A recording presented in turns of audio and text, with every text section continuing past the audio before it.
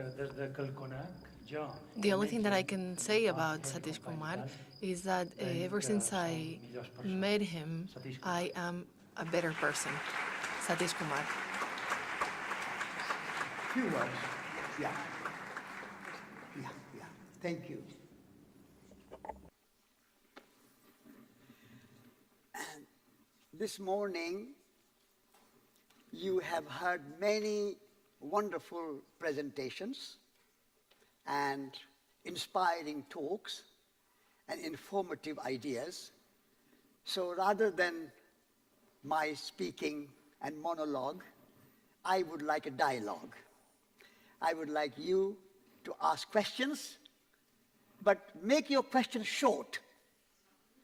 No more than 1 minute. Everybody, so that many questions we can hear. Answer may be or may not be. But questions are good. You may not get all answers, but asking right questions is most important. But before we start answers and questions, I would like to welcome the Minister of the Education of Mallorca. And I would like to say, addressing the Minister, that thank you for coming. Thank you for making this possible to have Teachers' Conference, Education for Life, happening year after year. And you were not here yesterday. I said to the audience that I got some great ideas from coming to Mallorca to this conference. And I wrote a book based on the idea, Elegant Simplicity. The idea of elegant simplicity, my book, was born here in Mallorca. So I'm grateful to Mallorca, and I'm grateful to all the teachers who come year after year. What I would like government to give teachers freedom to teach. You agree?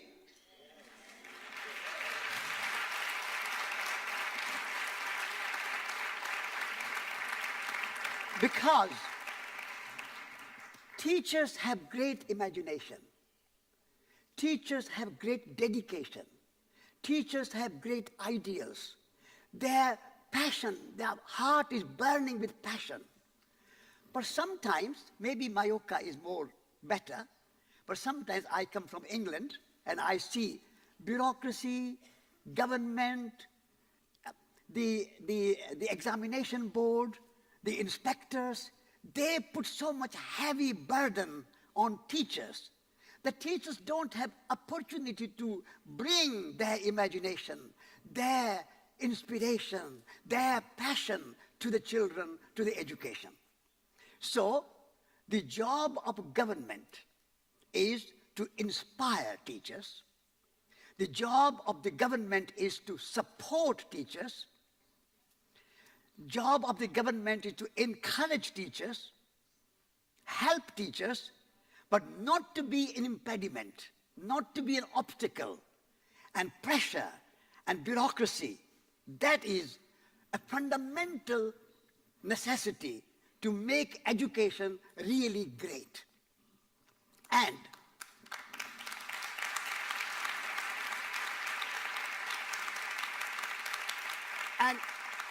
life cannot be sustained if there are no experiments. If you just follow yesterday's line, old line, and just follow your curriculum, just follow your syllabus, what is written in the books, that's okay. That's a kind of guideline you can have. You need a little bit of guideline. But you also need opportunity to experiment. And experiment should not only be like Sayavor School or the alternative school outside the system. I would like governments to allow experiment in state public education.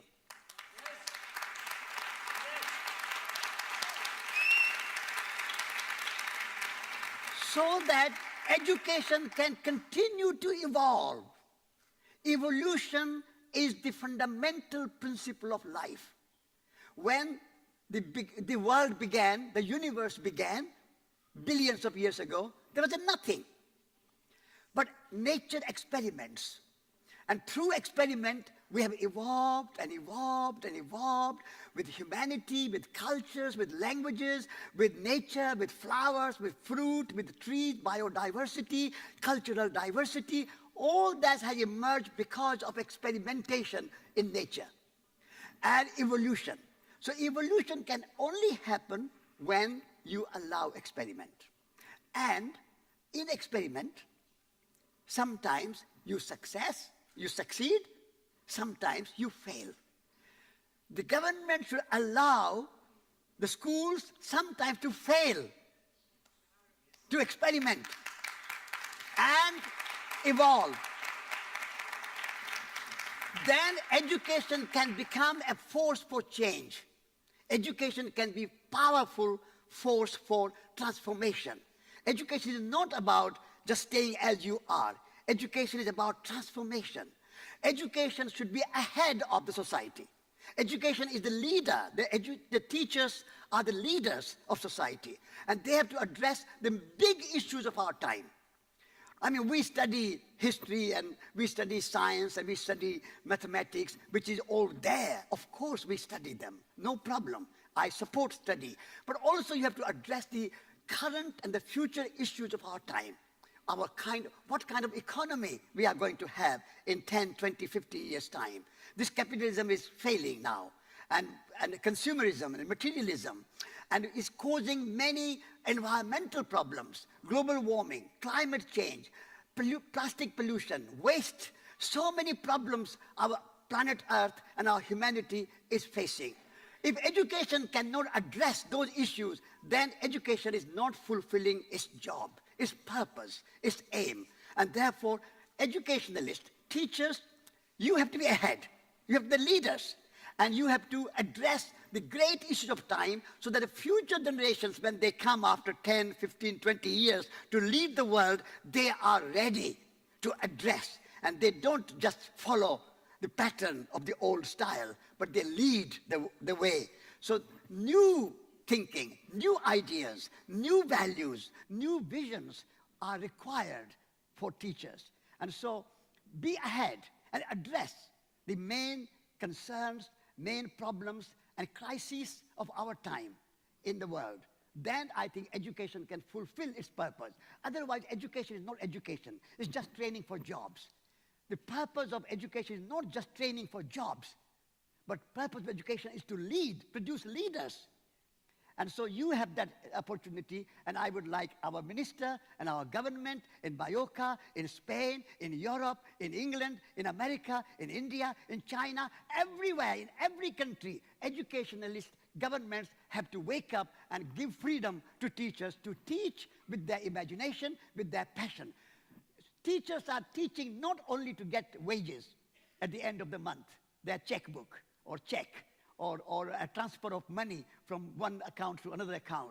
Teachers are teaching because of their love for children, love for their subject, love for themselves, love for their country.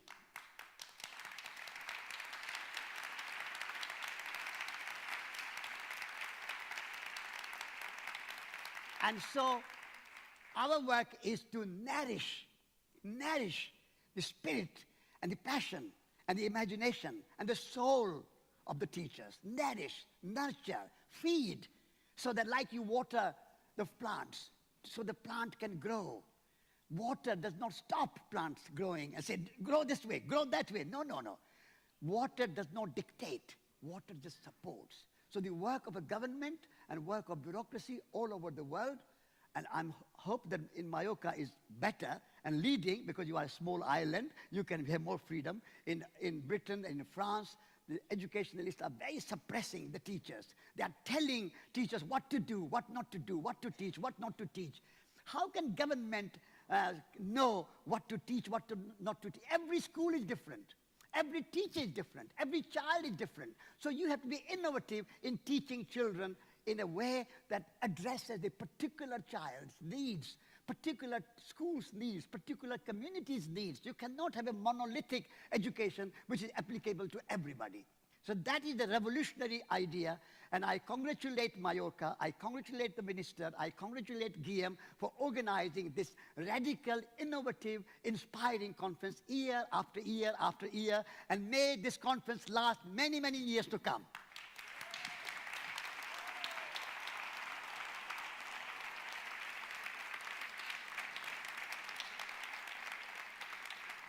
That's enough for me. Now I would like you to ask any questions you would like to ask, so have a more dialogue rather than just I speaking to you. First question.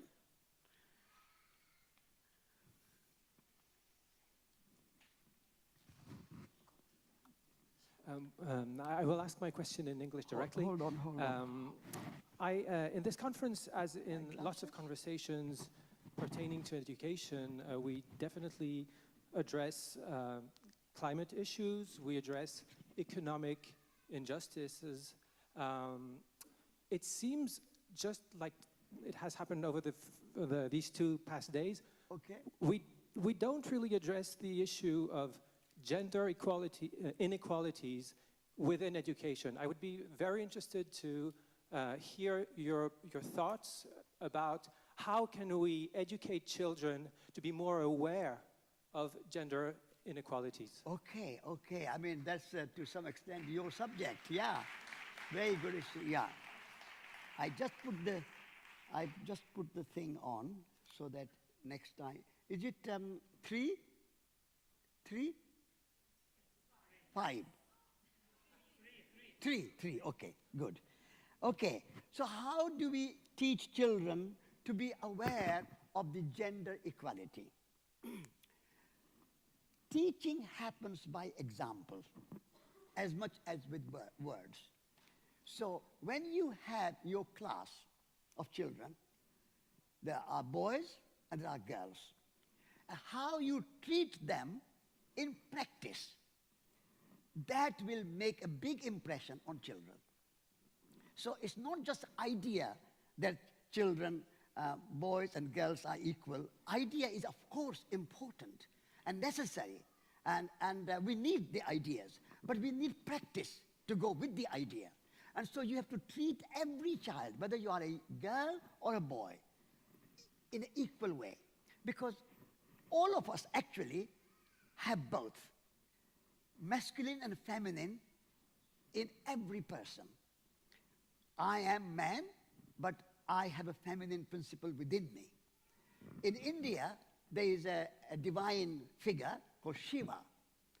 And in temples, if you go to worship Shiva, you will see the image of the Shiva is half male, half female. We call it Ardhanarishwar, the god of half female and half male. So all of us have masculine and feminine. How can you discriminate against yourself? So if you are man with male body, then you cultivate your feminine principle and honor the feminine principle. And then if you are a woman with a female body, you honor your masculine principle.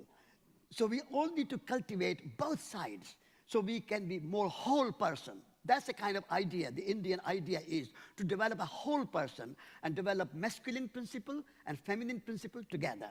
So nurturing, caring, receptivity, all these wonderful things with generosity and beauty, all these feminine qualities, in India we call them feminine quality, feminine principle. We need to embrace that. So when you treat your boys and girls as whole person, and not just a half person, as a whole person, then I think you can address the issue of gender equality and rise above the kind of distinction between male and female. We are all humans, male, female, whatever. But before that, before we are man or woman, we are humans. And we are members of one human community, And within that one human community, there are distinctions. Man, woman, European, American, Chinese, Japanese, speaking English, speaking Chinese, speaking Hindi, Sanskrit, black, white, young, old. These distinctions are diversity. We respect them all. Whether you are different gender or different nationality or different race or different language or different religion, whatever the difference are, we celebrate the diversity. We celebrate womanhood. We celebrate manhood. We celebrate young. We celebrate old. I'm old. I enjoy being old, 82 years old. What's wrong with you old? But sometimes people don't like old people, or sometimes they say you are too young. Discrimination, we have to rise above. And from discrimination to diversity. Diversity is wonderful, but diversity is not to create division. So we rise above division and embrace diversity and celebrate whatever you are, whoever you are a member of human community. And you are a divine being. Each and every one of us are divine beings. In India, we don't think God is somewhere beyond the sky or beyond the clouds in heaven.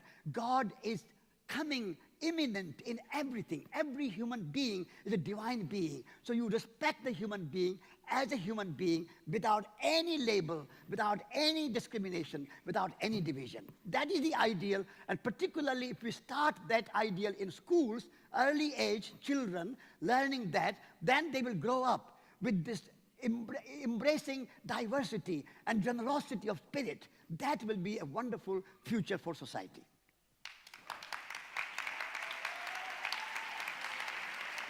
Thank you.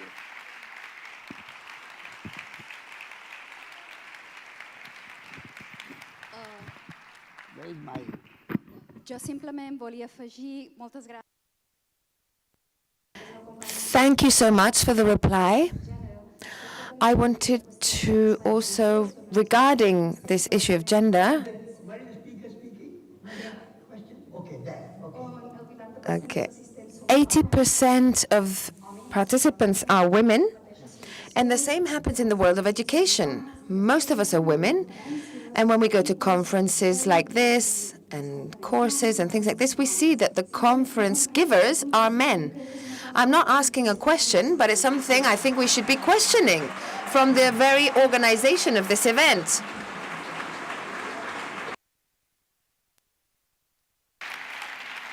Thank you, thank you, thank you, thank you, thank you. That's a very important point. Guillaume, are you listening?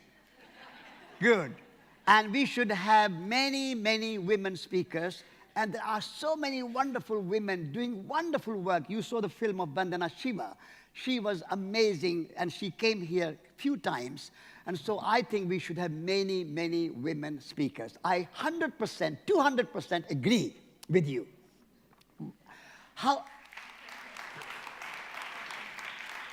And I am man. I'm sorry that you got man now, but I would like to be in my next incarnation, next life, and honor a woman.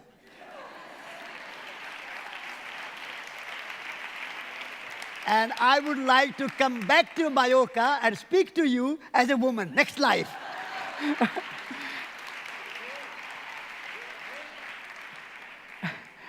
And today, although I'm a man, you can consider me as an honorary woman. And I'll speak to you with my feminine side of my heart and my passion. So please ask next question. Yes, please, yes. So,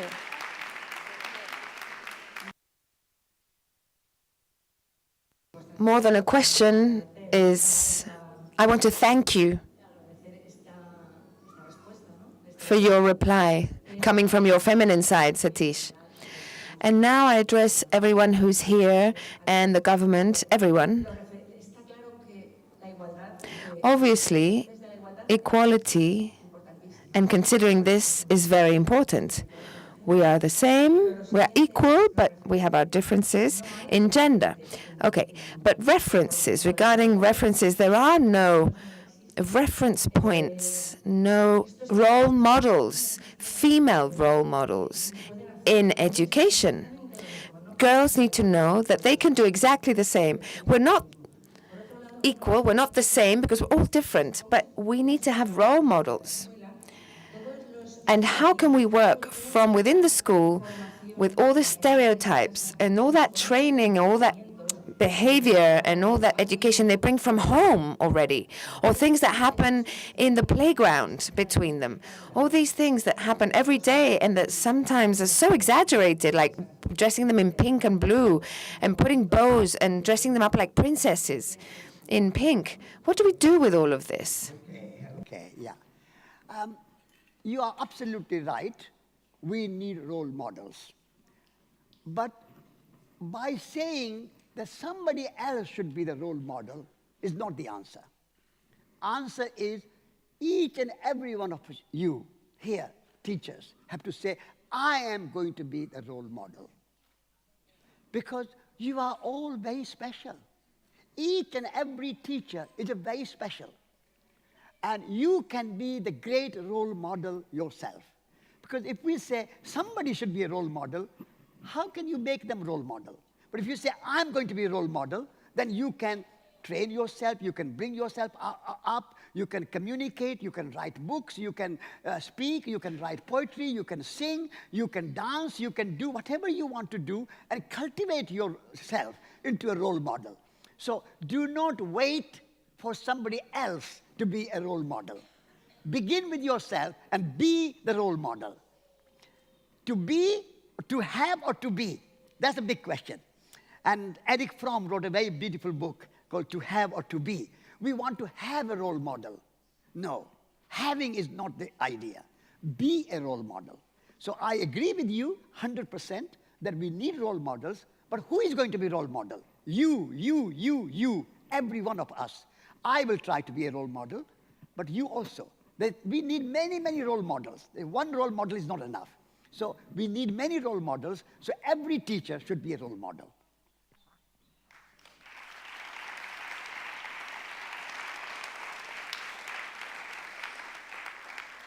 Next question. All of us who are here are kind of a consequence or a product of the system that makes employees. And we get to a point in our lives where we're responsible for our own transformation, and we're responsible for this, for rebuilding ourselves. And I think that the only way to generate a change is not outside, but within ourselves, with small challenges. Who have I looked at fully today? Who have I listened to fully today? Have I seen and listened to myself fully today? So, having said all this, what is your proposal within a system that is rewarded with credits and merits and exams, where we're not all at exactly the same point, but we're all responsible for the future? And we possibly cannot keep awaiting for other adults to join us in our rhythm. And I'm talking about adults who accompany children or who accompany other adults. What is your proposal regarding the administration, the government as well, to create forums or fora where these kinds of things can be created, so that the merit system can respond to a personal work system and not to something that's outward? Thank you. Very good question. In order to bring the kind of future you want, first of all, teachers should never consider themselves as employees. You are not employees. You are co-creators. The government and the teachers co-create together. It's not that government is the boss, the inspector is the boss, the ministers are the boss, and we are the employees, and we just follow the order. That's not the role of the teacher. So in order to make yourself a creator, co-creator, you need courage. At the moment, lots of our teachers lack courage. They are very timid. They say, oh, I'll do whatever I do, but I can't upset anybody. I can't speak my mind. I can't speak my heart. I can't say anything. I'm too timid. People are too timid, too afraid. I think you need to drop the fear. First principle is to drop the fear. Then you are not an employee. And cultivate courage. Courage word comes from heart. Courage, courage. So develop your heart quality. Teachers are not only to teach from their brain and their mind and their information and the knowledge which is contained in their brain and the mind and the head. Teachers have also heart, but the courage is missing, the heart is missing. So if you want to change and lead the world of education, then you need courage. Drop the fear, cultivate the courage, and do not consider yourself as employee. You are a co-creator of the future of our generations coming. And so with that courage, you can change.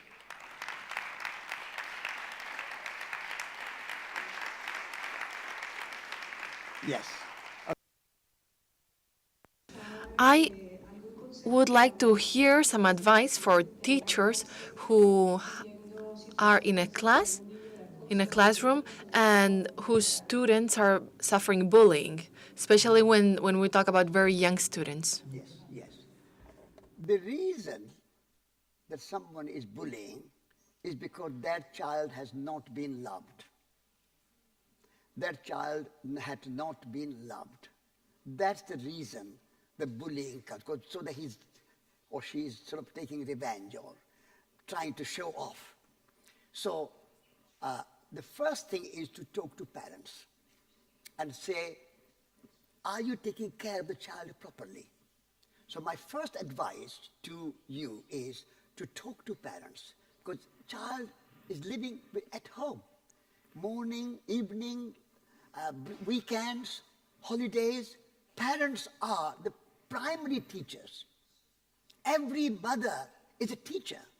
My mother was a teacher. My greatest teacher was my mother. And my mother is my hero. But every mother is a hero. Because bringing up a child is a great, great gift to the world. So every mother loves the child. But sometimes mothers are too busy. They don't have time for children. And so the teachers, if you find somebody bullying child, I think you need to talk to the parents, particularly the mother, but parents together, father and mother together, but particularly mother, and say, how are you taking care of your child so that child feels nourished at home? So when this child comes to the school, comes full of heart, full of love, full of respect. Because if you don't love your child at home, then the child will show bullyingness in the school and with other children. But when child is at home fulfilled and looked after and nourished and nurtured and cared for and loved, then the child will change. That's the one proposed suggestion. The second suggestion is that in life, nothing is perfect. We are all humans. Sometimes we get angry. Sometimes some children get bullying. Sometimes some other problems come. So do not think that any time, any school can be 100% perfect and all 100% children will be perfect and there will be no problem, no anger, no bullying, no difficulty. Such thing is not possible. So accept sometimes bullying will come, and then talk to the child, take the child out in the courtyard or under the trees or among the flowers or something and talk to the child. So a problem, a difficulty coming to you not as a difficulty but as an opportunity to show your love, show your generosity, show your imagination, show your creativity, show your ingeniousness, how you deal with the problem. If you don't have any problem, you have no challenge. Life is designed to have problems. Body is designed to have illness. Sometimes you get headache, sometimes you get tummy ache, sometimes you get some problem. So problems should not be seen as a problem. Problems should be seen as an opportunity to bring your creativity, bring your imagination, bring your heart, bring your love, bring your generosity, and show the bigger the problem, bigger the challenge, bigger the opportunity. If there was no British colonialism, there would be no Mahatma Gandhi. He did not despise colonialism and imperialism of Britain. He said, this is my opportunity to make India free. What a big problem. Bullying a child is one small problem. The British were bullying whole of India. Whole of India.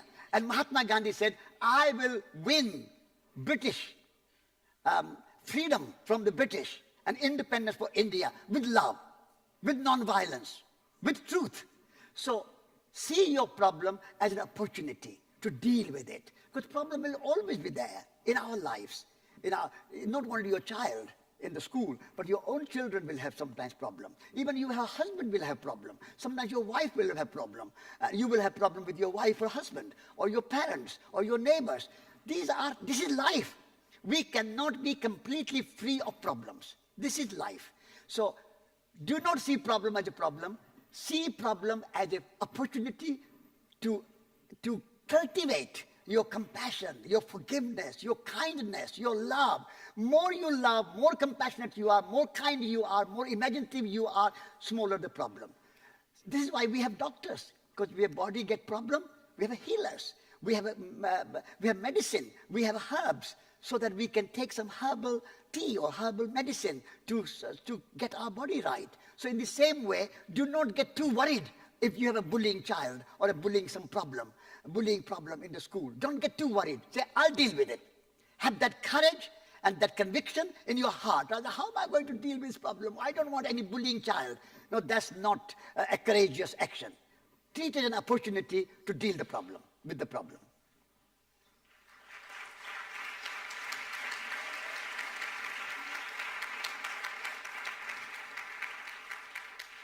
One more question? Yeah. 5 more minutes. Una pregunta más. Quedan 5 minutos.